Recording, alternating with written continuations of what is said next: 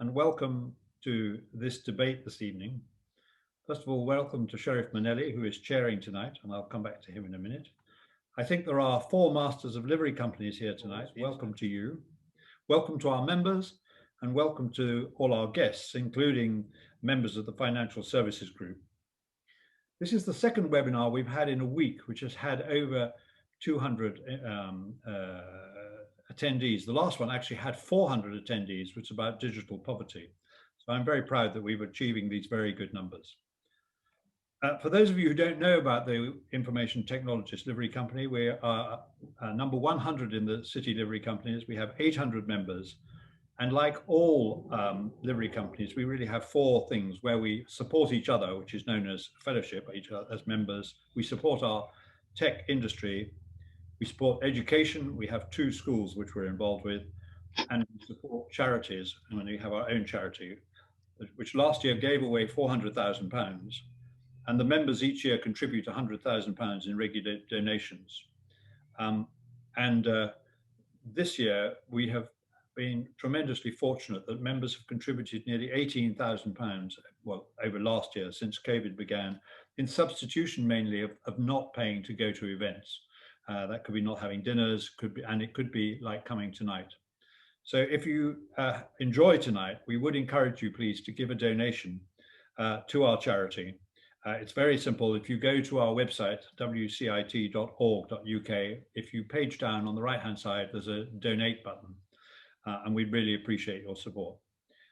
If you're interested in membership, you should contact our clerk, who is simply clerk@wcit.org.uk. This, in a way, is part of a new initiative which we're starting on social value. And we're delighted that our sector and business in general is recognizing their responsibility over and above their narrow financial objectives to think about social value.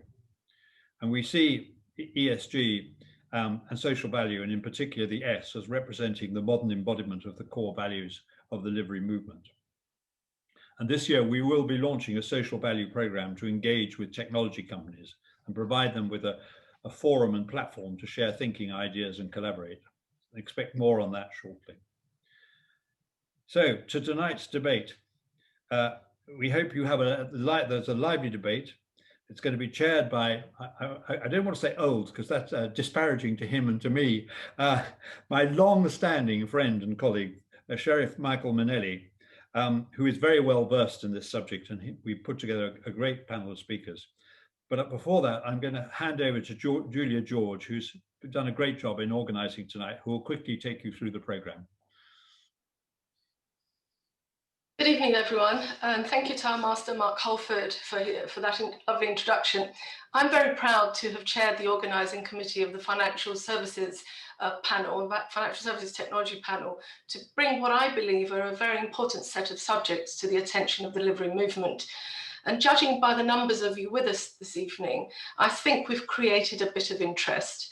A couple of reminders for this evening. You can see the timetable anyway, it's illustrated there.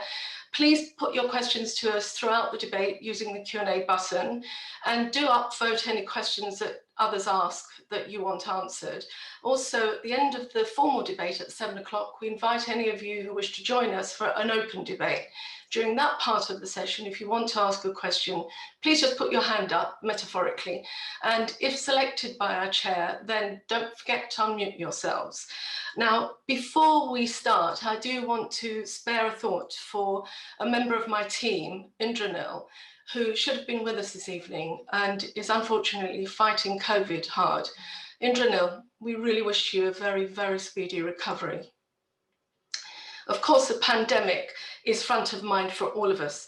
And I've heard a lot recently about how it's going to lead to great change, how it's going to lead to a more caring society. And over the last few years, we've had several agendas come to the fore: Black Lives Matter, climate change, diversity, and now mental health. So how appropriate that the City of London, even given our focus on financial services, dares to investigate how it should not only embrace but truly empower and lead on aspects of environmental, social and governance. And who better to lead us through this debate this evening than Professor Michael Mainelli. Michael, as many of you know, is one of the key movers and shakers in the city, and he was promoted to Sheriff of the City of London in 2019. Now, you will have read probably that he created the first complete digital map of the world as long ago as 1983, and that led to the first complete environmental databases. How appropriate for us tonight. What you may not know is that he is a very good bagpipe player. He actually plays the bagpipes. And both of these facts are reflected in his coat of arms. Now, in his book, The Price of Fish, Michael suggests to us that it is not the circumstances of the world that's problems that are too complex, but our way of reading them that is too simple and often wrong. So you will not be surprised that the motto on Michael's coat of arms is Ordo et Haus, which is order from chaos. And I'm sure that this is what he will be bringing with him tonight. I couldn't have found anyone better to help us determine how the city should proceed. Very warm welcome. Please welcome Professor Michael Mainelli. Julia, thank you very much for those kind remarks. But tonight we're going to be keeping things fast and packed. We're going to try and get you involved via 6 polls, 3 times on the debate question itself, and we're going to have 3 mood polls so you can see how the rest of the audience feels. We've assembled some real experts here, and you can read you've read their CVs when you registered, and we shouldn't be up here on the panel if we don't know what we're talking about. Though as they open the remarks, I will show their CVs again as mine is being displayed here. It's not to be rude, it's just to try and make things a bit more fast and furious. Now, my job is to get out of the way as quickly as I can so you can hear from our experts. The experts are going to be coming here in 2 teams. They're going to be looking at the debate question. ESG is essential to achieving sustainability. And I might well underline essential. That's the key element here. Can we get there without it in some way? And I might well vote for the team against. If I'm convinced that it's absolutely requisite, then clearly you should be voting for. We'll be coming to that in a moment. But what I would like to do, if I could, is just to give you a teensy bit, if I can say, in these eras of Zoom fatigue, a teensy bit of background to the issue. And I'd like to make 2 points. The first point is that this has been a running issue in the city for some time. Many people who come to this recently wouldn't be aware, for example, that when I came to the city in 1984, one of my very first debates was about climate change. But the debate 37 years ago would end as it would probably end today. We know how big it is, but does society really want to pay to stop it? Some $300, $400, $500 per capita. In 1988, Jack Mahoney was a Jesuit Gresham Professor of Commerce, believe it or not, and he was pushing ethical business. People forget that while carbon trading was agreed in Kyoto, there wasn't really much going on. And a group of us here in the city created a shadow trading market in 1999 with the assistance of the City of London that helped to get the EU emissions trading system going in 2005 by providing them with over 5 years of evidence of how it would have worked. And finally, before the Stern Review of the City of London created Long Finance's London Accord, which was an equally longer book, believe it or not, but it didn't play with discount rates. It tried to show how climate change investment was a great investment if carbon prices could be kept above 25 euros a ton. And finally, the EU has promoted a number of things at Copenhagen, policy performance bonds, but more interestingly and developing, and I believe Alison Gowman, my fellow alderman, is here online today, the Green Finance Institute. So this is not a recent thing for the city. The second thing I'd like to say is it's very important for the city. For 6 editions, we have been running something called the Global Green Finance Index. It emanates out of London, but what does it show after 6 editions?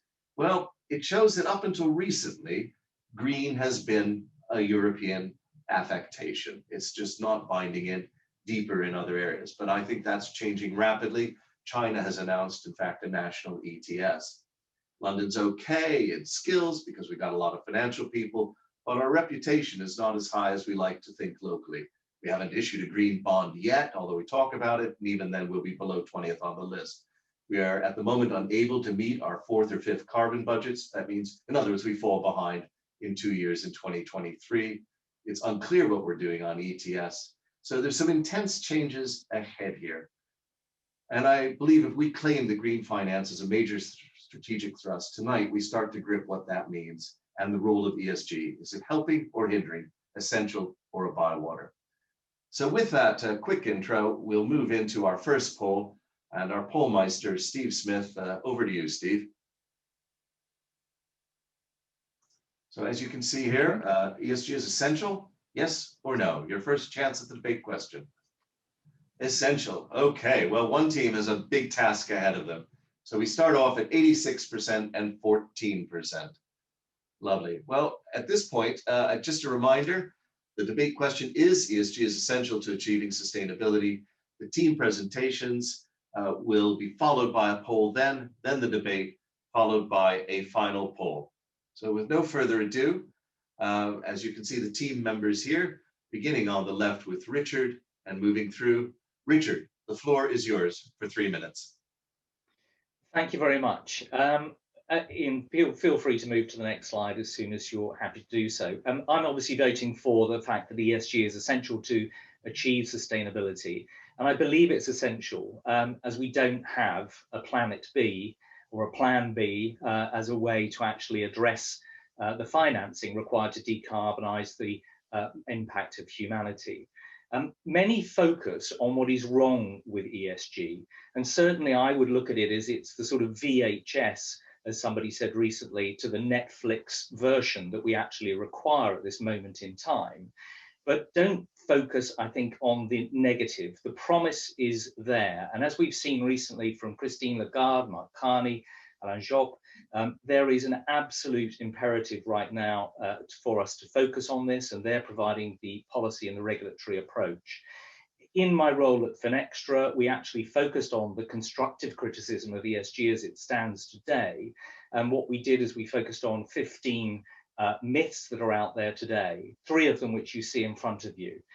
If you look at this, you will see that one of the key issues people talk about is that it won't scale. And we spoke and interviewed the CEO of Triodos Bank.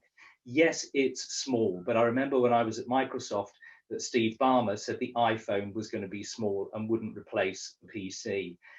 It's about value and values. And as you can see from Callistone's recent report, the amount of funds flowing in just 1 month is really showing the trend of growth.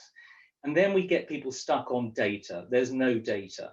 Well, certainly there is actually probably too much data, but really what we have these days is the technology available to clean that up, ingest it, normalize it, and make it available to make decisions.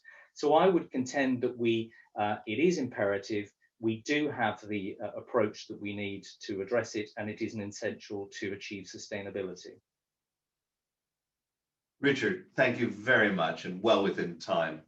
Well, we now have the panel that doesn't believe ESG is essential. Jenny, the floor is yours. Not quite sure that's what I said, but of course, no one is really saying that the ESG movement isn't a force for good, but it's the how. And leaving it to organic adoption hasn't yet, and probably still won't, deliver the ambition. Let's consider some of the confusion today. The first example concerns investors and whether they understand that green or sustainable or responsible or ethical funds actually apply a broad spectrum of criteria when selecting their ESG investments, ranging from merely considering ESG factors to embracing quite a stringent approach.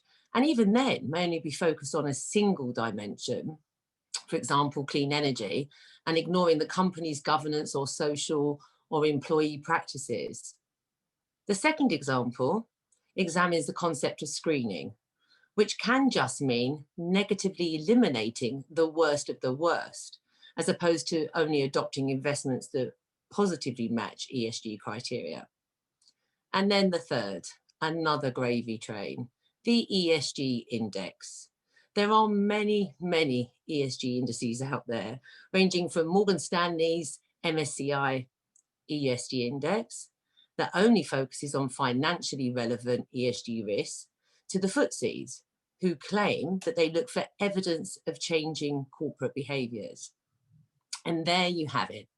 Outcomes actually matter. If we leave it to organisations to self-regulate what matters and just align standards, definitions, be robustly transparent and deliver improved outcomes, we'll be waiting a very long time. There are a lot of glossy annual reports out there with pages and pages on what they do so well, but what aren't they doing well? Do they care their cleaners aren't paid the living wage, or that suppliers may be shipping components halfway around the world to assemble more cheaply and then ship them all the way back? I'm afraid we're going to need robust regulations, rules and standards, consequences for failure and proper transparency to ensure that we are actually delivering improved outcomes. Thank you. And thank you, Jenny, and equally much appreciate you sticking to time. Laurent, the floor is yours. And thank Laurent, you. You're dialing in from Paris, so you can get an extra second or two. Thank you very much. Before going to my page, I'd like to attract your attention to this book from a Belgian economist. It's very much a book I recommend to you, taking a financial lens to what is called valuation and the good society. And this is really the main point I want to take you through in the next page, is looking at ESGs, of course, through the lens of finance as a starting point for this evening, but really broadening it. And the point there of this book is that as we have more capital flowing into socially, environmentally virtuous investments and projects, the cost of capital is going to come down. And you know, when Michael writes a book about the price of fish, the question is really, I guess, what's the value? How do you reconcile the price and the value? And this is really the whole point about lowering down the interest rates and the financial assumptions that go into long-term financing. Very often we completely underestimate the long-term costs. So this is really the drive that I think ESG is helping. And if you look at this OECD graph, I quite like it because it moves from philanthropy right into proper capitalist financial, conventional financial investing. And as long as the plan A, as Richard said, it stays on the left-hand side, we'll be in the wrong. So the question is really, how do we provide a framework to have assets flowing into virtuous investments? And that, I think, is really, you know, all about framework, all about setting the right data. Everything that can be measured can be managed. And I think, of course, there are some shortcomings to ESG. Of course, you can, you know, not mean what you say, what you communicate on, but without such a framework, we won't be able to measure and to achieve anything. And my last point really is going to be on stakeholders management. I think regulators, governments, their role is to set that framework. Now, what is the role of the civil society? What is the role of all of us on the call here today? And of course, ESG in itself is not sufficient, but it is absolutely required. And maybe the last one I have is, as a Frenchman, I'm very pleased to speak to Library today. I work for an insurance company, and the insurance project, the insurance ambition is very close actually to the way corporations have come together in the 19th century, even before. The question is, how do you form a civil society that takes a role alongside governments, alongside the state, and take at heart the protection of the society and of the economy? And this is really where I think if we take the framework given by the governments, the ESG framework, the sense that will bring really very much depends on us and how the libraries like yours take at heart this project. Laurent, fantastic. That's really great. And our last panelist speaking against the motion, my colleague, Mike Wardle. Mike, you have the floor. Thank you, Michael. Welcome, everyone. Well, why are we arguing the case that ESG is not essential to achieving sustainability? There are some key issues that we perceive with the current state of ESG investing. And the slide shows the steps we need to make some change. The first issue is over-reliance in ESG analysis on data provided by companies themselves, and effectively companies self-marking themselves in terms of their ESG performance, marketing themselves as socially responsible despite the impact they may have.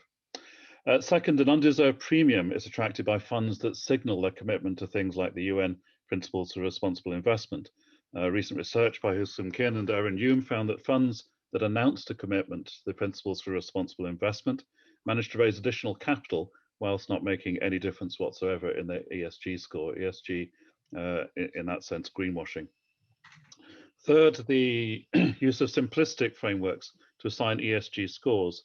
The risk is that ESG scores combine issues that shouldn't be conflated, and they may give equal weight to issues that should be weighted strongly one way or the other. And this simplification means that we're not making optional investment decisions that actually are affecting real world impact. Fourth, lack of transparency. Different rating systems for ESG may emphasize either E, S, or G, but without transparency over the system used to rate businesses and companies, it's very difficult for investors to know whether they are buying into a company which is really making a difference. Fifth, the need for absolute consistency in policy and approach across the world's jurisdictions. Sustainable finance is driven from a policy perspective. We need to get that policy right. We need to get it consistent over the long term. And arguably, we need to drive change through taxation rather than relying on investment decision. A recent article by Michael Porter, George Seraphim, and Mark Kramer at Harvard Business School addressed this issue. They referred to the fact that upbeat ESG reporting may make investors and consumers feel good, but it distracts from incentivizing and enabling companies to deliver greater social impact. And it's the impact and the real change we need in the world which will make the real difference to our future sustainability. Thank you very much. Thank you, Mike. And in fact, may I say thank you to all the panelists. You've very kindly stuck to time, and it gives us a lot of time for interaction with the audience. But just before we do so, could I please ask our pollmeister, Steve, to hit it again. So folks, your second shot at it. You've heard the opening pitches. Is ESG really essential to this or just helpful? 68 and 32. Just as a reminder, it was 86 and 14. Now it's 68 and 32. So Jenny and Mike have made some inroads, but they've got a long way to go to win, although they might win on kind of movement at the moment. So now just a reminder on the debate as we move into this, please use the question facility. If you would like to have a question addressed to a particular team or even a particular individual, please indicate that as you say it. Otherwise, I will try and do my very best as we go through this. The first question for me to the panel is, could I please ask Richard and Laurent, as those who are for the motion, what's so special about green finance? Laurent, you want to go first? You're on mute. Please go ahead, Richard. Well, I think obviously taxonomy is very important here. If we take the assumption that actually what it's doing is it's allocating capital towards ESG, and if we can measure the outcomes of ESG so that they are additional, as well as obviously repurposing capital and debt, then I think what we do is we give ourselves that ability for those people that want to make a positive contribution to the world, a vehicle to actually deliver it, and then we can see the outcomes that are actually being delivered. So I think the benefit of it, when well defined with taxonomy and so forth, is that we will be able to measure and manage the allocation of capital to deliver the outcomes that society is looking for. And the kind of mirror of this to Mike and Jenny, you know, green finance, we've got loads of finance, you know, we've got horseshoe finance, we have oil finance, but we don't specialize green finance. What are your thoughts on that vis-a-vis the debate question tonight, that ESG is essential in this area? Jenny, perhaps you might lead. I think the challenge, and Mike alluded to it in his side, the challenge is it one criteria or is it robust? So we can show, for example, on the MSCI's index, a company like Equinox is rated AAA. There aren't many in their AAA category. And Equinox is a large oil company, a Norwegian oil company. They've made significant investments into renewable energy, but they're AAA. So are they green finance? It's about what you're trying to what matters to you and what you're trying to pursue. And I think there's a lot of noise around how the data is presented. The methodologies aren't always so transparent. And if you were against oil companies, you might be slightly misled seeing Equinox as a AAA. Okay. Paul Finch asks, how do you stop window dressing? I think that's probably for the, I'll start if I could. Laura, would you like to have a stab at that? How do you stop window dressing? Sure, it's a very good question. Look, I'm quite a liberal person, so what I would say, my answer is in 2 points. The first one is I believe in the market forces. So as we see disclosures, as we see policies and commitment, actually we're going to see those who are bluffing, those who do not mean really what they say, and over time some accountability will become apparent. And so I'm kind of maybe naively trusting that over time we'll be very easily able to judge who has been meaning what they said versus just greenwashing. And my second point might be here very French, but I believe in militants. I believe in proactive actions. And I can tell you, as an executive of a listed organization, when we hold our AGMs, we very much expect to have militants in the room. We very much expect to be called in front of the shareholders. And even though some of these AGMs are becoming a bit of a show at times, there is some virtue in that. And I think the civil society is becoming increasingly militant about it and is calling really the window dressing. And I would only encourage that further. Thank you. It's interesting. Alex Wolkoff has got a lengthy but interesting question here. As we look at the adoption of the measurement of ESG performance, it is clear that the first step is to establish a standard. What is measured? How is it calibrated? And how is this published? This should be compared with the standards set in accounting that have developed over the last decades. Who do you think should set these standards and maintain them? And can it be the financial services industry? So I'll ask Mike, if you wouldn't mind picking up. Who do you think should set these standards and maintain them? I think it's not only the financial service industry. I think the answer is the financial service industry does have a role to play. And this kind of standards you'd expect would be ones which could feed into international accounting standards in terms of measuring company performance. But the difficulty with only the financial services industry being involved is exactly that one of meeting the demands of the militants, the activists, and those people who see the effects of climate change and biodiversity change in the world. And in some way, the financial industry needs to be involving those people who have direct experience and a strong interest in green and sustainability issues, rather than thinking they could do it on their own. They've got to win hearts and minds, and I don't think that's yet been done. Thank you. Folks, you'll notice our first mood poll is up. Will the ESG movement deliver its promise by 2030, 2050, or not at all? While you're answering that, I'd like to turn to a really interesting point here, which feeds on exactly from the previous question about maintaining those standards. It's Fred Hardman.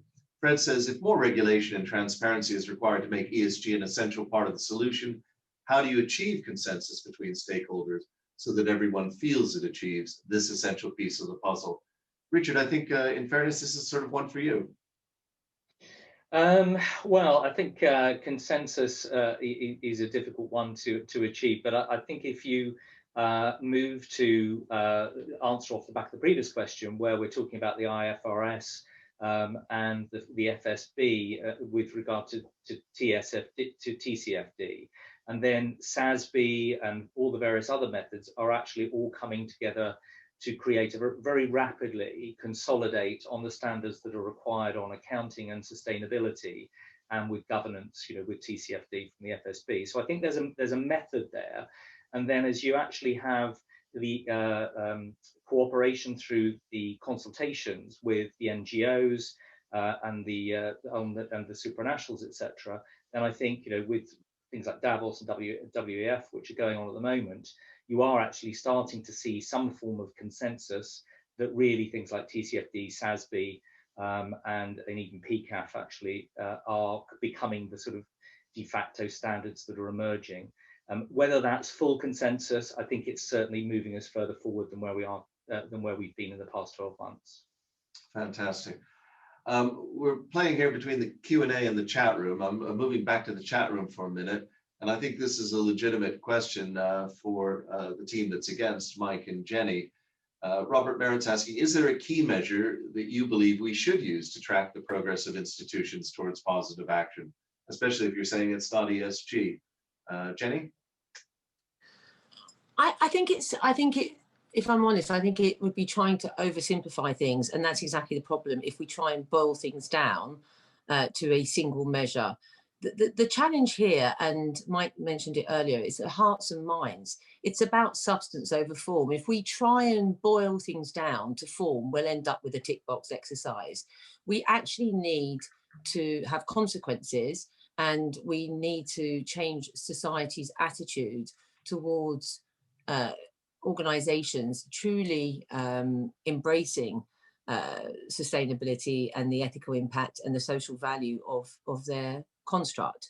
So a single measure, I think, is going to compromise what we're trying to achieve here, and I think there have to be other methodologies for doing so.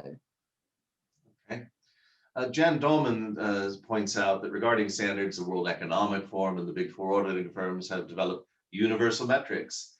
Is this a way forward? So I'd like to pose that, if I could, to the team that's for.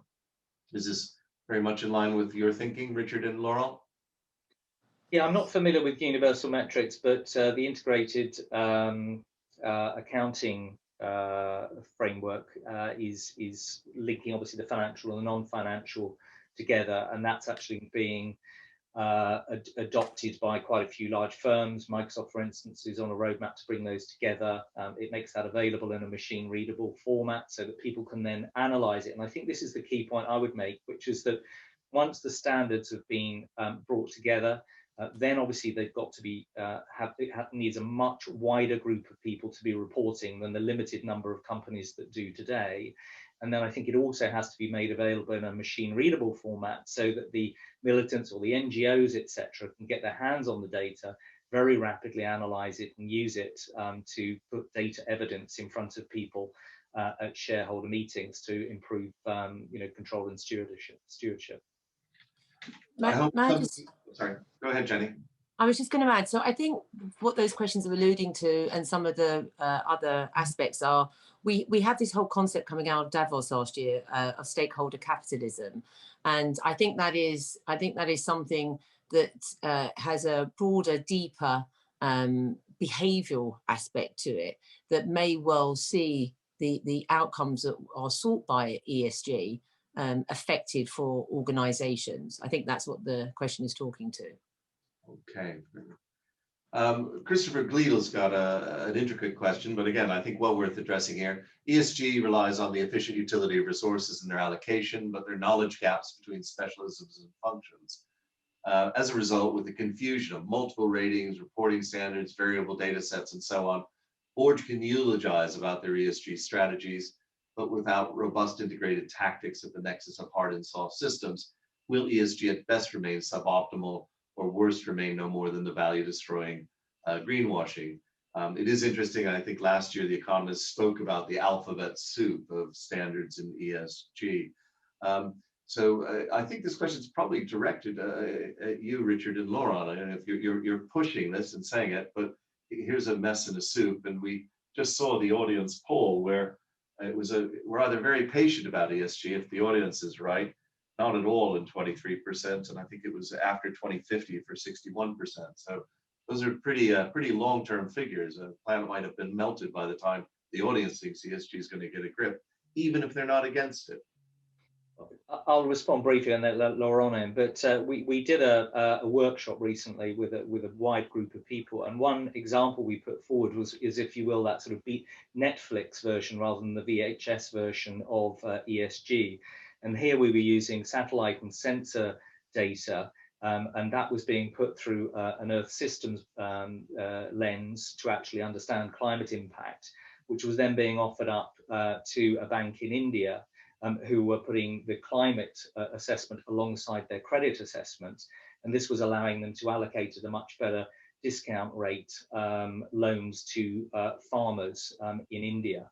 So what we see is that there are ways of executing this today, literally from non-self-reported data, but from satellite data through science-based systems, and then linked to credit and allocation, which makes the difference to individuals on the ground. So what I would argue is, yes, there's a lot of debate about these many standards, and quite rightly they are being consolidated, but there is actually already better ways to do things, and I think that's what will emerge as a sort of de facto standard as the de jure standards are being debated over. Okay, thank you. I'll take two different angles. Actually, if you look at it from the rating agency's point of view, it's interesting to see that there isn't so much choice out there. So the traditional financial rating agencies, the Moody's, S&P of the world, have stepped up to the plate. But to be honest, it just, you would have maybe a couple of those ratings from the traditional financial agencies, which really kind of have become interesting and insightful enough. ISS, the proxy company, has made some interesting investment and really kind of appeared on the screen. But the reality today, and here as a practitioner, as an insurance company practitioner, looking at the impact of our insurance activity, we're not facing with a lot of options, of standards, if we want to measure the impact of our activity on the economy. So it's interesting, there could be a lot of creativity now in terms of really the big brands, the big recognized institutions, and I'm not sure many of them have really appeared with so many methodologies. Now, I think, and back to what Jenny was saying about the hearts and minds, and as well what Richard's example the example Richard just gave, what I find interesting is I think you would expect at some point to have individuals, every one of us here on the call today, to want to measure their own impact on the planet, and like some of us have like these Fitbit watches and want to measure the number of steps, the number of heartbeats, and so on.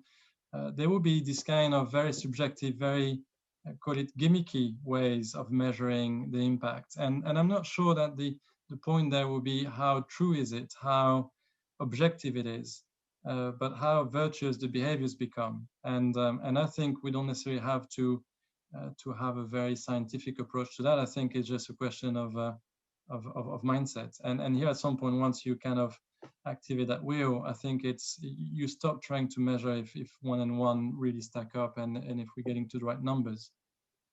Great. Well, we're coming on to the 10-minute mark. Before we have the concluding remarks, I'd encourage the panelists to skim both the chat room and the Q&A so that you pick up some votes by addressing in your closing statement some of the points that are being made there. I think it's a fantastic question, not quite what Charles Hughes wants, but Charles, I'm going to ask it in a way that it splits in a sense. Charles has asked, how can we ensure ESG is a key issue in Glasgow and at the G7? To remind folks, the COP26, which was supposed to take place last November in Glasgow, was cancelled, postponed for reasons that I think we in the city will know too well, COVID, of course. It is, on the other hand, going on this November, and the UK is the host and leading it. So I'd like to ask, if I could, the team that's against, how do you ensure that ESG is not a key issue in Glasgow, but what issue would you like Glasgow to address if it isn't ESG? Mike and Jenny. Shall I go first? I think that the point about Glasgow and COP26 and the G7 is not to allow politicians to pass the buck on this, to say this is all something for ESG and it's all for the investment world and the market to sort out, when the evidence is the market has consistently not sorted out the question of climate change. It's consistently not been able to respond to the challenge of global sustainability. So the challenge here is to get the political class to understand that they need to step up and take action which will drive the market through either regulation, taxation, or other levers that they can use to make sure that actually the market responds in the right direction and fast enough, which otherwise it won't do. And for the team that's for, how do you ensure that ESG is a key issue in Glasgow? Well, I think as you saw from my my quotes from Mark Carney in particular, then obviously he's really he's advocating a number of the levers that Mike actually just referred to, but also ESG, and so I think it is going to be on the table, and now particularly that Boris has picked up the phone to the president of the US, and that was one of the leading topics that they discussed was green finance, ESG being a major plank of Carney, who's the advisor to this particular COP26 to Boris. I think it will be on the table. I do think we have a political imperative now. It's kind of frightening because we know politics is short term. They've obviously realised that climate change is now a short term problem. A question to Laurent on this. It's nice to have an outside perspective on it. People are clearly positive in this audience. Sustainability is doomed, so there's only 1% on that. So it's a positive audience out here. What's the City of London's ability to shape global thinking, in your opinion, speaking as a more neutral observer, although some people in the French might not say that? Look, my wife is British. I've lived 10 years in the city. I do believe it's going to remain a limelight in global finance. I have no doubt about that. It's an interesting place at the moment, given the pandemic and given how much of a physical place the city has defined itself as. I mean, the square mile is very much its physical place. So I think clearly there's a bit of a challenge there at the moment, but longer term, I'm convinced that the city will remain that central place for global finance. So in directing the capital flows, we've had a very good question on, how do you direct, offer and demand.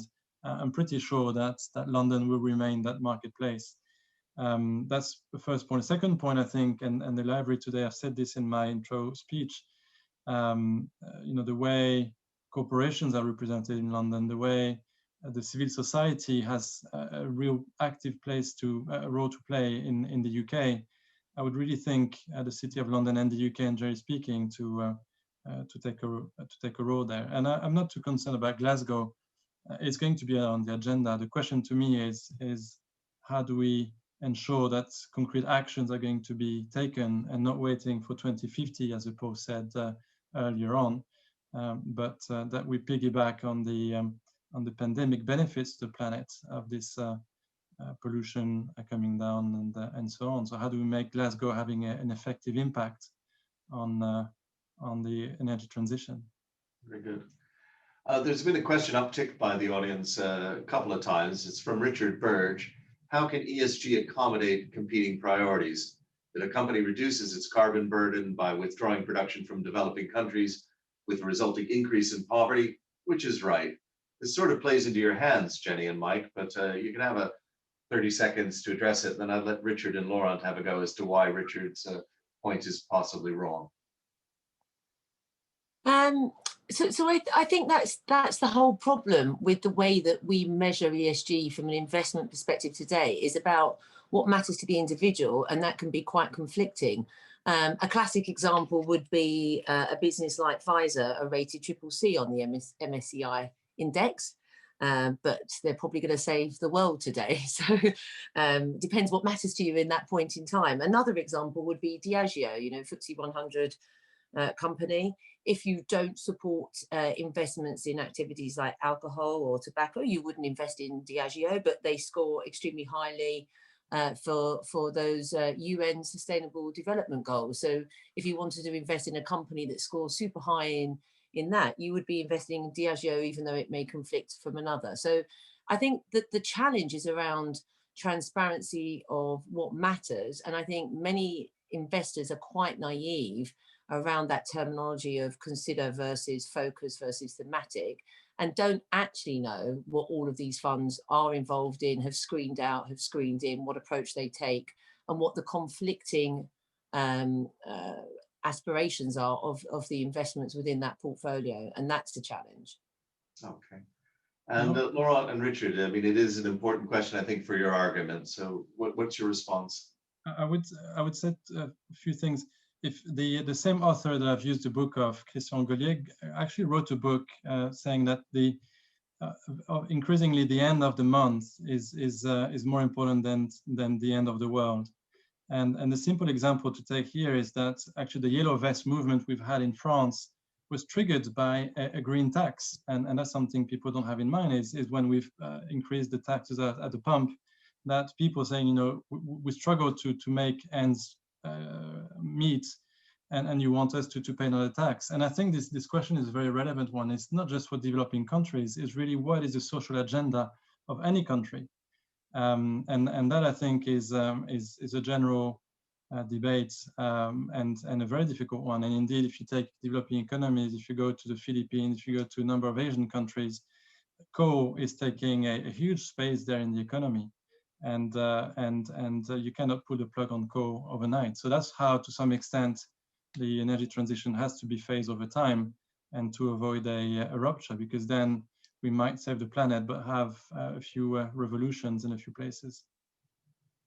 Well, you've really lit up the audience. We don't have time to address all of the questions, but we've got 2 minutes left.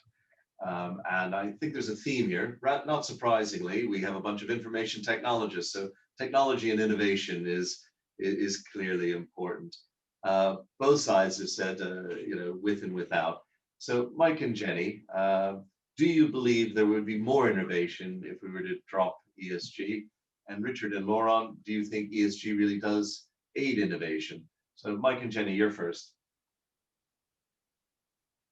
I think that the relationship between innovation and ESG is the same as the relationship with innovation and fashion, if you like. ESG at the moment is fashionable, but it's not a long-term panacea.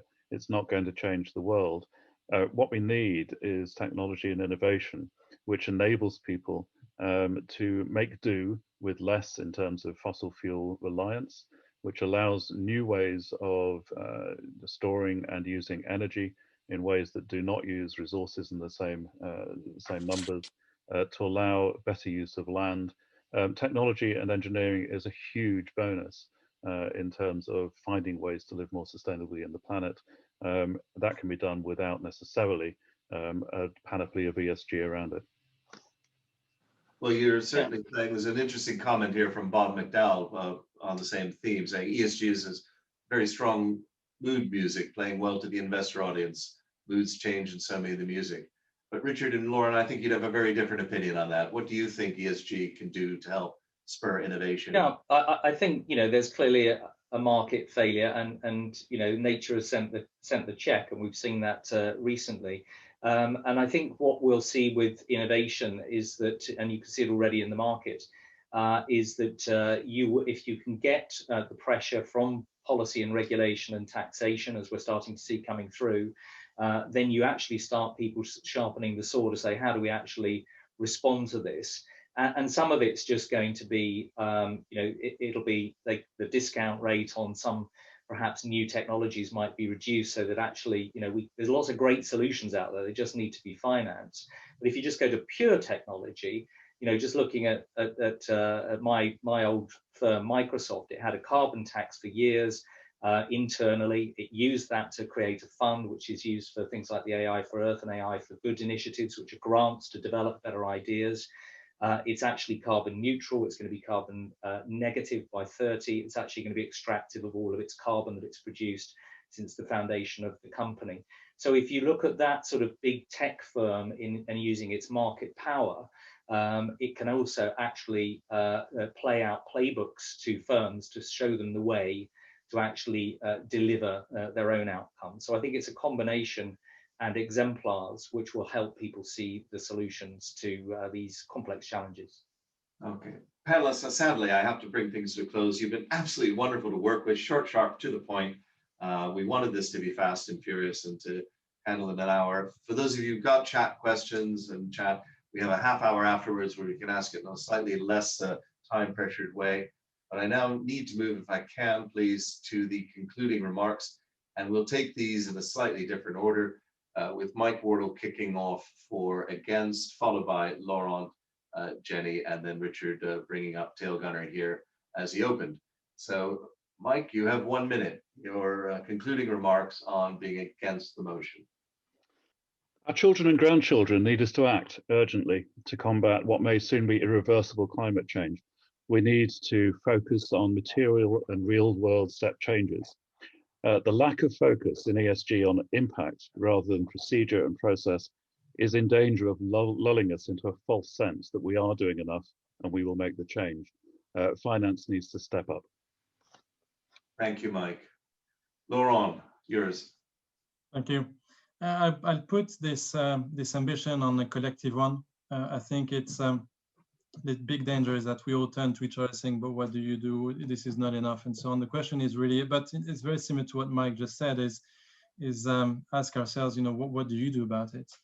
And I think the framework of ESG is useful, is necessary, is required, but clearly will not be sufficient if we don't move to that more personal action point and impact. And I think it's really the conclusion for today is we shouldn't necessarily turn to ESG per se. It will never be sufficient. It has to be gone beyond.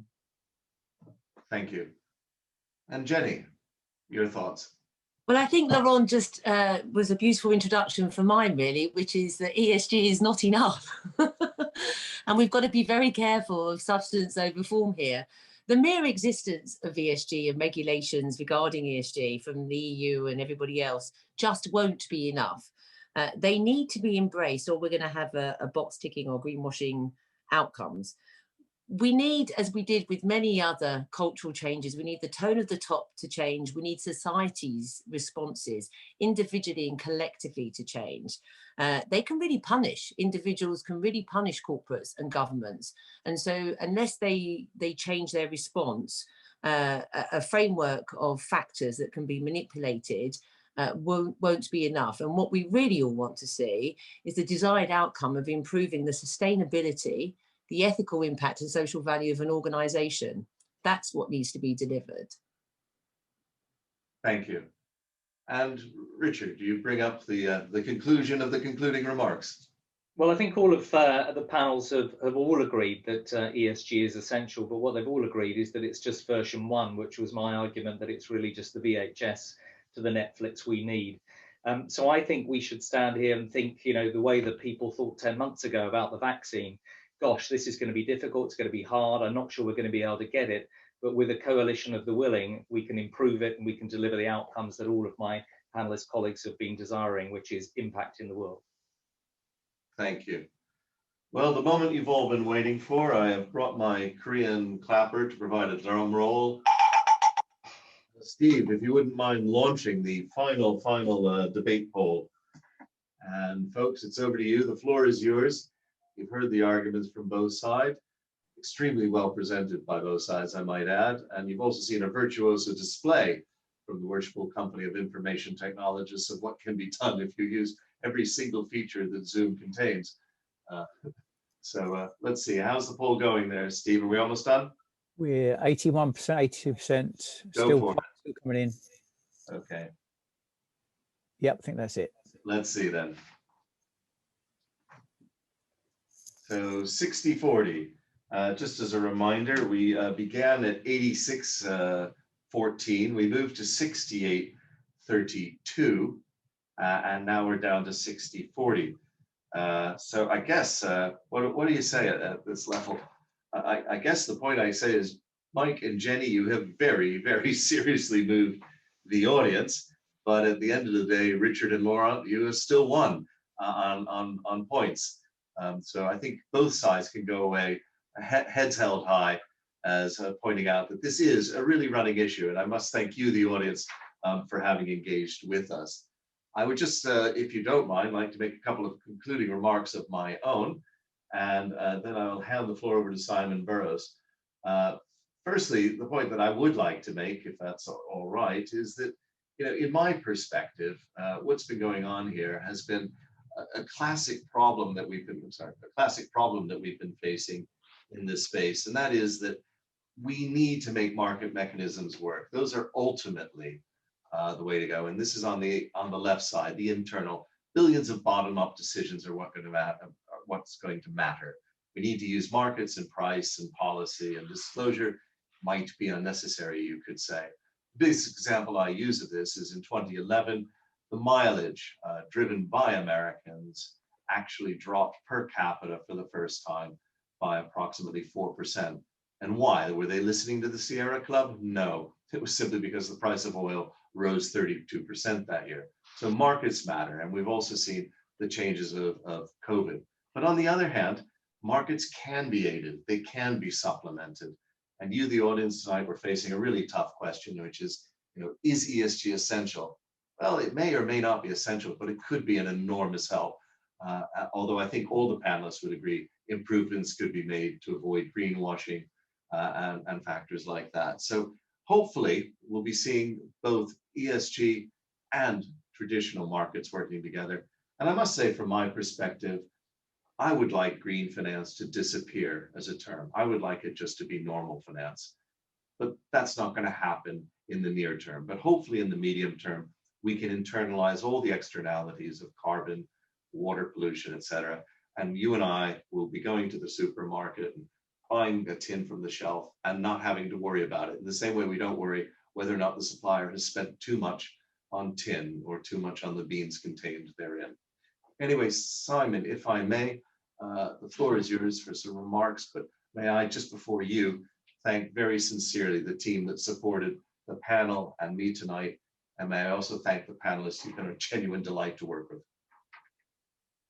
Thank you, Michael, and everyone for such an engaging session this evening. Please do stay afterwards for our informal discussion if you can. But in the meantime, I get the pleasant job of proposing our thanks to all who have made this evening's debate happen. Firstly, to Sheriff Michael for facilitating us so well, to our panelists Richard and Laurent, Jenny and Mike, to the WCIT Zoom hosts, Steve, ably supported by Melissa, and our hall team and Clark Susan.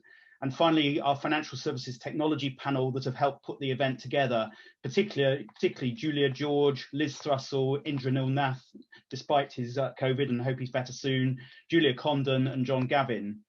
Please do consider joining the IT Livery if you're not already a member, and also let us know if you're interested in our social value initiatives. For those of you who are WCIT members, please do consider joining our Financial Services Technology Panel. And thank you to you all for listening in. I'll now hand back the floor for informal discussion.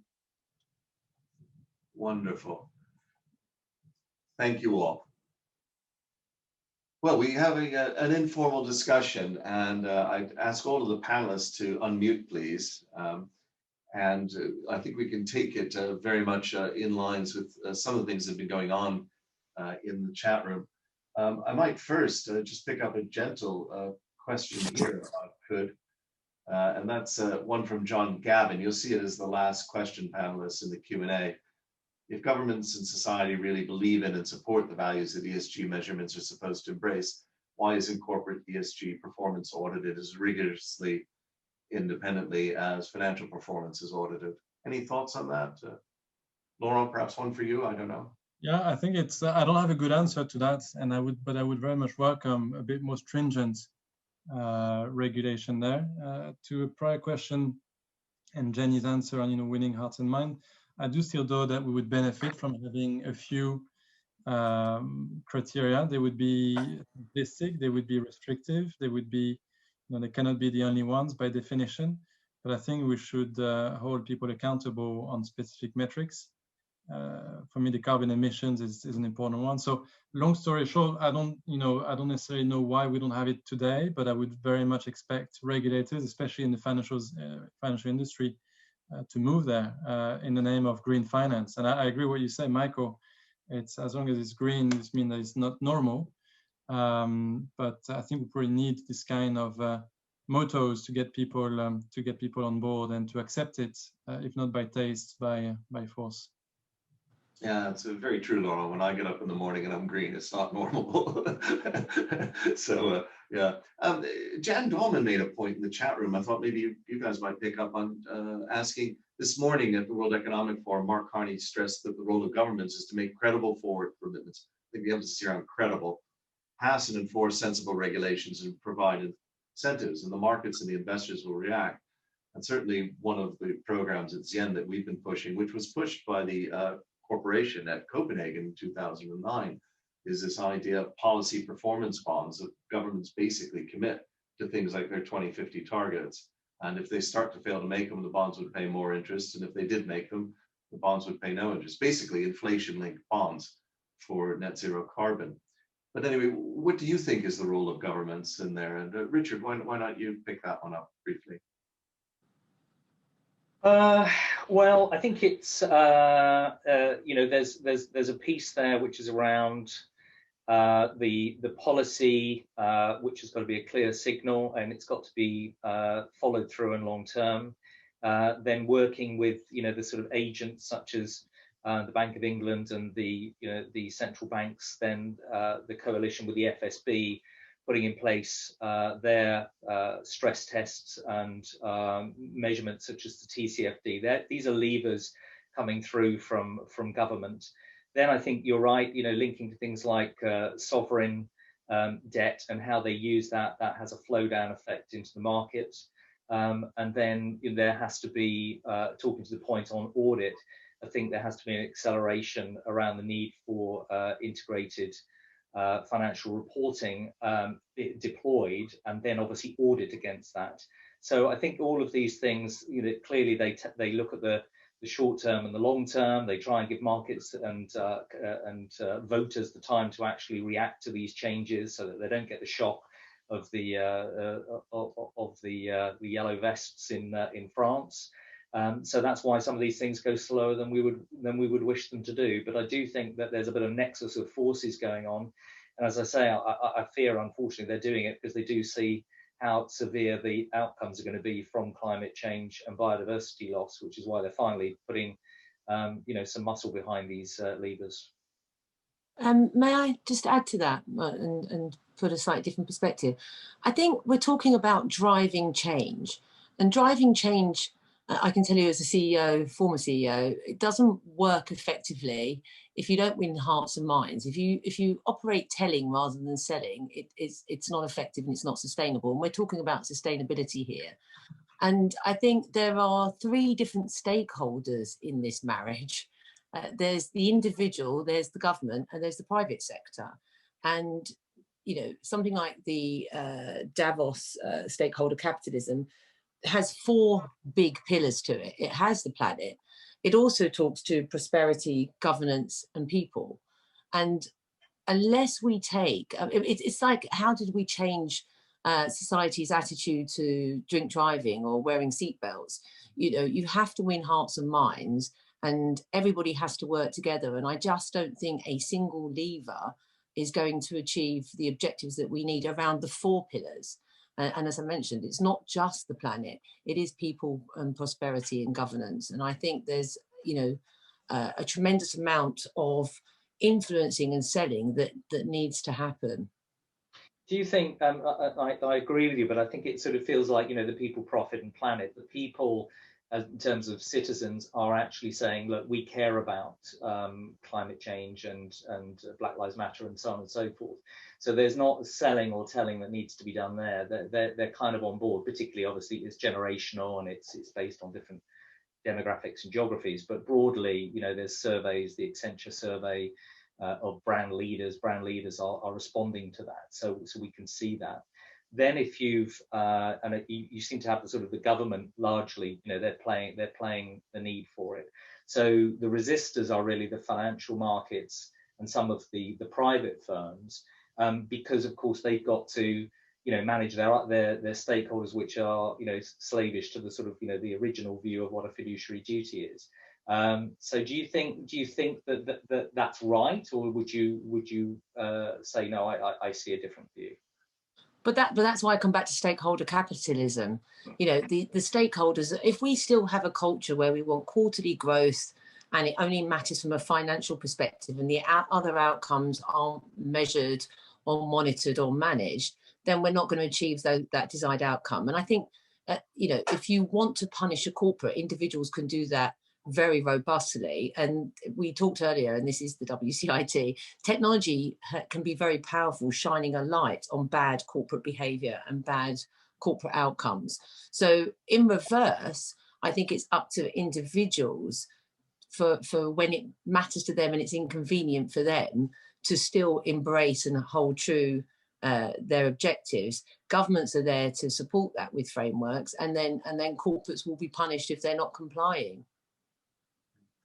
Panelists, two things. I've asked Steve Smith if he can open the gate so that participants can join us in the room. So that might happen in a moment or two. The second thing is don't be afraid to pick through the chat room or the question and answer and pick up any individual's points that you think are particularly important. But I'll kind of throw one last one into the general mix. And I think this is somewhat related to the points about, is ESG going to achieve its timing, and is sustainability doomed? And it's a point from Jaltonen. We're very much talking about how big is the gap? I mean, is this a big issue investment-wise? How rapidly do we need to ramp up? You know, does this require government support at all in any meaningful financial sense? So, Jenny, I'd be interested in your thoughts to open, if you don't mind. Oh gosh, I think the gap is big because I think there's a distinctive lack of available, transparent, understandable, simple data. It's a very, very confusing and murky world.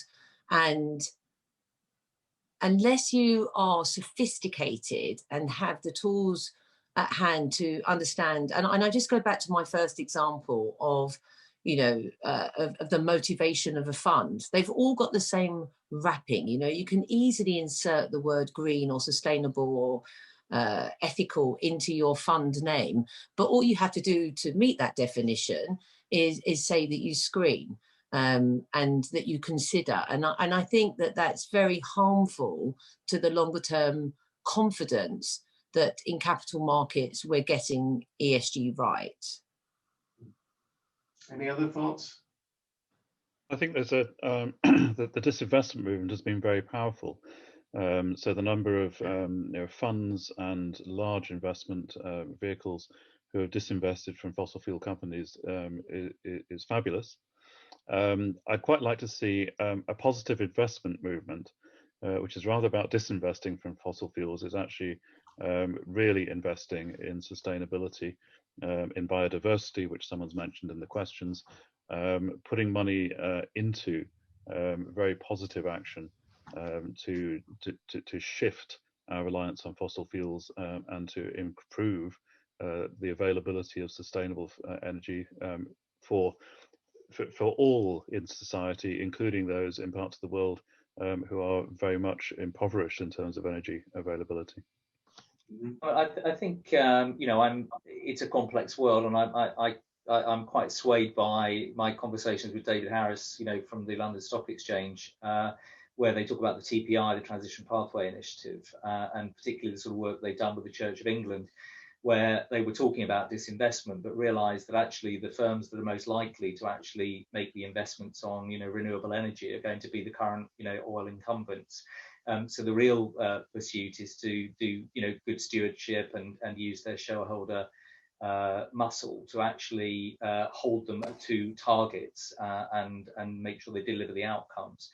So I think that they also now are trying to sort of provide some of these indexes and things like the FTSE for Good, etc., to show, that you're doing well or you're doing badly, and you're moving in and you're moving out.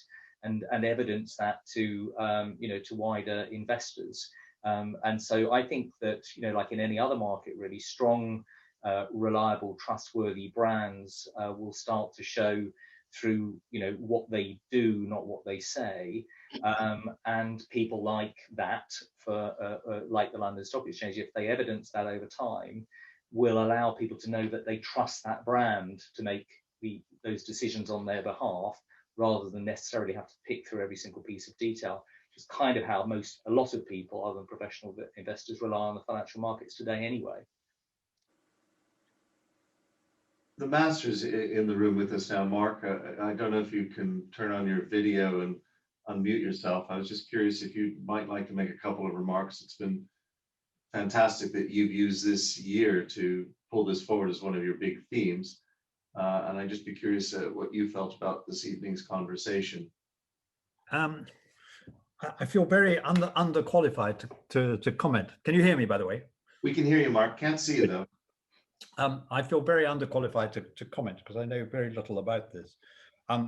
I think that we all need to take the sort of social value and the whole ESG point seriously. Whether it's going to move the dial sufficiently without, I think, regulation is a big question. I mean, I do think that to some extent we will need a big stick from the government, or around the world, the governments. But I think it has a role to play, but I'm not, I think I've moved I certainly changed my vote, I will admit that, from the beginning to the end. Oh, really? Well, what made you change that, though? Was there a convincing argument? I think I was quite convinced by the arguments put forward by Jenny and as Mike, wasn't it? The two against. That's really, you know, what did it for me, if you like. Oh, very good. I'd be curious if anybody else who changed their mind and their thoughts on why they changed it, perhaps in the other direction. I changed mine. This is Jan Dahlman. I don't. Oh, yeah, thank you. Can you turn your video on, or is there some reason we're not able to see people's video? There's no button to push for video. Oh, I see. Steve, if you can activate the videos, that'd be super. If not, we understand. But we can hear you clearly, Jan. Yeah, I think I'm working. I'm on the board of a impact fund, and we're setting up some other funds. And as part of that, studying what's really going on out there. And it does seem that there are two worlds. There's a leadership world where a number of funds and corporates and are trying very hard and doing some really great stuff. And then there's another world, which is a very big world, where the message hasn't got through, and it's going to take time. Now, when we think that, what, Jenny, you'll help me, 80% of the world's core businesses are small businesses, maybe 90%. I don't think you're far off with the 80 anyway. Yeah. So when we think about addressing climate change or some of the oh, here we go. Oh, great. There. Oh, there we go. We see you. Steve, I caught Steve out a little bit. He needs to make you panelists, so hopefully he'll work through the audience faster, etc. Sorry, Joe. There has to be some fairly massive activity to try to address that other universe, because if it's just dealing with a small number of leaders, that's fantastic. Of course, it's fantastic, but the rest of the world isn't in on it yet. I think if I could respond to that, yeah, and I think one of the things that I've observed, just we're talking to, you know, obviously, but again, my Microsoft example, but also you can look at Unilever and others, you know, where these large organizations have signed up to the message, and they also have very large supply chain power. Supply chains, yes. Then basically that is the way that I can see that working most effectively. I totally agree. That still leaves 2/3 of the world untouched, though, unfortunately. We have the Master of the World Traders here tonight, Sue Algio. Sue's hosting an event, a big event in the city calendar, the Tacitus Lecture, and the theme this year is very much green. And she's got Kirsten Dunlop coming over, well, virtually, but originally physically, who heads up the EU's program there on Climate Kick. Sue, what did you make of tonight? Will this alter the things that you're thinking about doing next month at all? Sue, can you hear me? Yes, I can hear you now. Thank you very much. Yes, I was absolutely fascinated. I was one of those, quite a few people, I think, who started off as the sort of 80% that said that ESG was essential. And then I actually changed my mind because there were so many other issues there. So I was very interested in what Jenny in particular said. And I was particularly interested, Jenny, in the fact that you said that you've got to change hearts and minds. You've got to change the perception of people. You know, there are individuals out there, and in fact, I think that's left me with a question, which is, you know, how do you go back one layer and actually influence people's hearts and minds so that people actually want to achieve this? And I think that's a really good point. And to be honest, we faced a very similar reflection several times in financial services, where if we take, for example, the example that I gave about quarterly reporting, you know, we all have pensions, we all have pension funds, everybody wants to see growth in their pensions and their pension funds. And the challenge is then that creates a whole culture of unhealthy behaviours where we're very short-termist.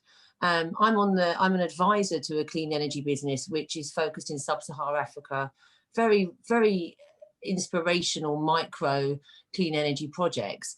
But the challenge for a fund like that is that, you know, they have to report their measures, and what really matters at those investor meetings isn't the investing for good. It isn't the positive values that investors want to hear about. They say they do, but actually they then spend 90% of the meeting and the oxygen and the airtime focusing on financials, and really those kind of investment programs are not going to win capital on their financial metrics alone, and we need to change our behavior when we challenge them.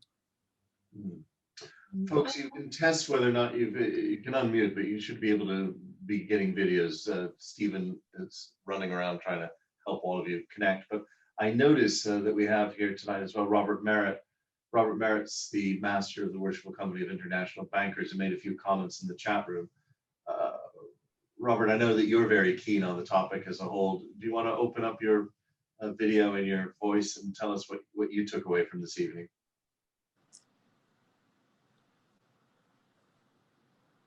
Yes, there you go. Yeah, good to see it. The light is dim from. I'm helping the environment. so, but I like so many. I think it's so vital. But I have to say, like so many hearts and minds, as Jenny said, and there's no one measure. Although I asked that question, it's all about. I just think it's going to have regulation and really taxation. I think the one thing that hurts everyone is tax, and if you make people pay carbon tax or do something that really forces them, people do react. I don't mean like Laurent said, my former colleague at JP Morgan. Laurent, mentioned about the French movement because people couldn't afford it. So you have to be very careful that people can afford these changes.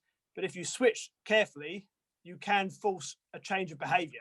And I think ultimately it's a change of behaviour, as well as change of the big corporates to do things. But as we've all said, so many people in the world are, it's the SMEs, it's small, as people like Standard Chartered are finding, they're having to invest in very small micro projects, but they're very small. So you need much bigger things like change of taxes, and then hopefully all the banks can get behind it. Maybe one thing, and thank you, Robert, for your comments. And back to some of Sue's comments and question. For me, there's a real generational divide as well, and where education, of course, education has a key role to play. And to Sue's question, what should we do? I think education has a role to play from the very early ages. Even though I think when I speak to the younger generations, I think among us people tonight, there's a lot of experience, worth of experience around the screens here. If you go down to people who probably have far less experience, think maybe in far less rational way, it's just so obvious. And when I speak to some of my nephews and nieces, some of them are teenagers, for them it's just so obvious. And I think it's what we think, and I agree with you, Robert. Taxation will get things moving. There will be probably a focus on the larger organizations and rather than smaller ones. I think over time we will just be under pressure by a huge range of the population who just kind of are enough with this ultra liberal economy that you've seen in the UK when I was just born in the late 70s, early 80s. I think these days are long gone, and this stakeholder capitalism is really taking over with the support of the younger generations, and I think that will only get stronger. Just turning to, if I could just comment on taxation. Someone asked earlier why it was that we don't audit environmental impact in the same way as we might audit financial issues. And one of the things is we don't tax the environmental side.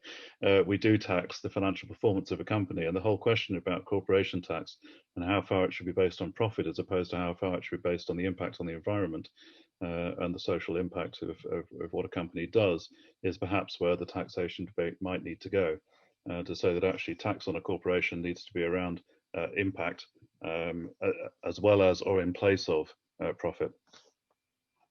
Now, JLL is a big firm that supports the infrastructure of the city, but the infrastructure tonight was supported by JJL, Julia and Liz. You put a lot of hard work into this evening. What did you make of it, Julia?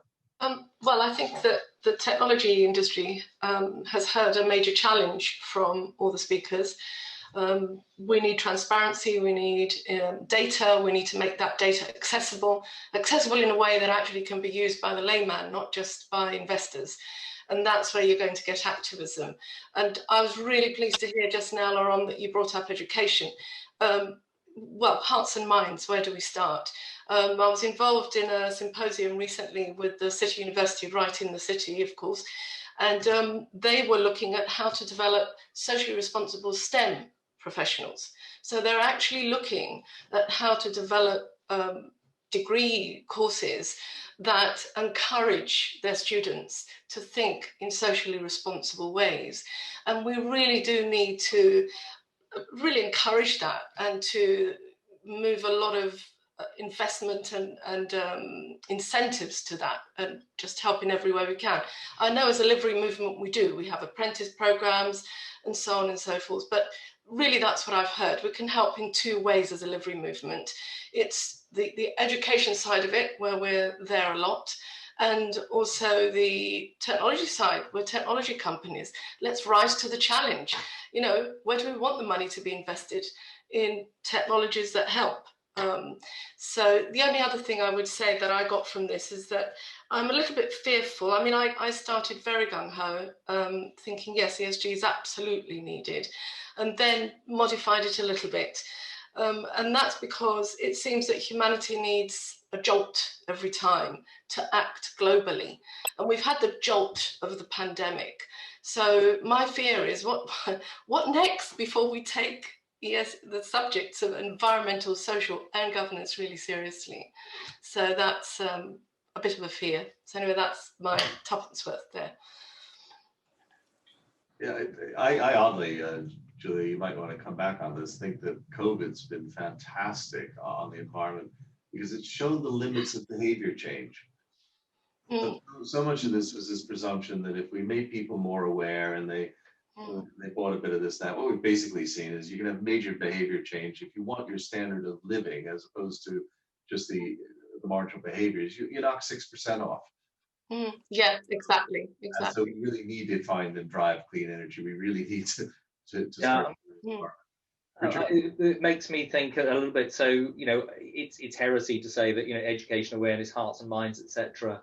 You know, isn't the answer. But I think I look at a couple of things. You know, if you look at the likes of Microsoft and Google and everybody else, they spend a huge amount of money, marketing, advertising, salespeople, consultancies, etc., trying to convince people to work from home remotely using video conferencing. And they've had far more success in the last 10 months as a result of COVID. You know, being a jolt to the system, and people, you know, committees and HR and accounting and tax would have said you cannot do what has been achieved, but has been achieved as a result of COVID. And I also just think of a simple story. I was listening to, I think, you know, a very senior guy, CEO of Sainsbury's, I think it was, and he said we were doing a lot of education on the problems of sugar in the diet, but it wasn't until we had the sugar tax that we actually, you know, saw the manufacturers changing the delivery of, you know, sugar, very heavy sugar products. So yes, awareness, education, training, but let's not forget that it does take the shocks and the taxes to actually really invoke the change. Yeah. Liz, any thoughts from you? Yes, can you see me? Can you hear me? We can see, we can hear you and see you, but you might want to center your camera a little bit. Oh, right. Oh, there we go. Right. Yes, I think this debate was actually quite interesting, actually, because I think I was also very, very pro ESG. And I think that it's going to take a lot more than just ESG. It is, in fact, something that is going to probably require taxation and government policies and regulation to get involved in this. But the problem is, it is so important, and as you said, it's been going on for sort of, it's not new, it's since 1985, but we haven't really achieved very much. the question for us is, how do we actually make sure that something does happen by 2030 or 2050? Because we can't really, I think even 2050 is too long to wait. I think we need to do something, now to get there, to start looking so that we can actually see an improvement by 2030.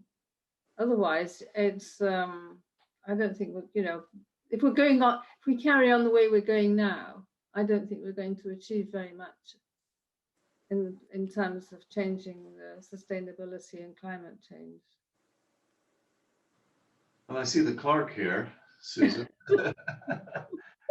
You put a lot of resources of the company into this. Is this sort of discussion useful? Is it worth it? Absolutely. I think the livery companies have a key role to play here. It's clearly a very current topic. I think it's absolutely right that we focus our attentions on it.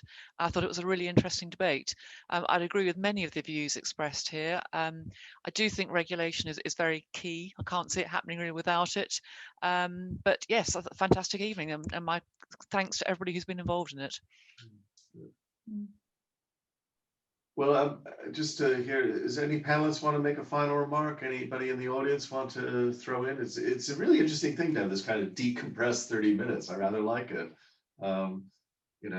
Get the hard stuff out of the way and then just see where it goes. Go with the flow. Sue, you're on mute, Sue. First of all, thank you very much. Thank you very much. It's been absolutely fascinating. And I think, we don't want to crouch it too much in an either or scenario. And that somebody mentioned seatbelts and drink driving and the way the consciousness changed over those. I thought that was a fantastic sort of example of how hearts and minds can change. And that we need the whole nudge thing, nudging here, education, and then we need the financial, we need the taxes, we need the governance. And I think we need to bring all those things together so that we're sort of driving it forward on a lot of different planes. And that if we start talking about this is better than that, it might be a bit of a mistake. We need everything. We need to sort of have all our guns at it, as it were. Okay. Can I ask a question? And that is, what do people think the WCIT might be doing in terms of the city or whatever to take this forward, I suppose is the best way to say it. Are there any practical steps that we could do, given our limited resources? Mark, can I answer that? Because I attended, I don't know who else did, I attended a climate change conference and there were about 50 livery companies last night. And what they were doing, it was like a call to action for the liveries. And the merchant tailors, for instance, they demonstrated how they'd actually reduced their carbon footprint by reducing their use of gas and tax. And the breakout group that I went into was about our investment portfolios. So all the liveries have investment portfolios. And have we asked the questions of our investment managers of have we reviewed them? So for instance, Jenny, I think Jenny was on the same grade when she said that WCIB had, but I have no idea whether WCIT or any of the other liveries has done the same thing. So that's maybe a starting point. And maybe we should have ESG on the court as an agenda item in all the livery companies. Actually, Liz, I totally agree. I was just going to say that I think we should redouble our efforts under the banner of ESG, as a livery company. Of course, we've got Rob Waziz with his social value initiative, so it's taking care of that bit. It is 7:30, everybody, and I was unmuted mostly to bring this to a close. So if everybody has had enough, I think we might have to say goodnight. It's been absolutely amazing, and a personal thank you to everybody for being so engaged and so active. And yes, Michael, well done. You've managed all of us so well. Brilliant.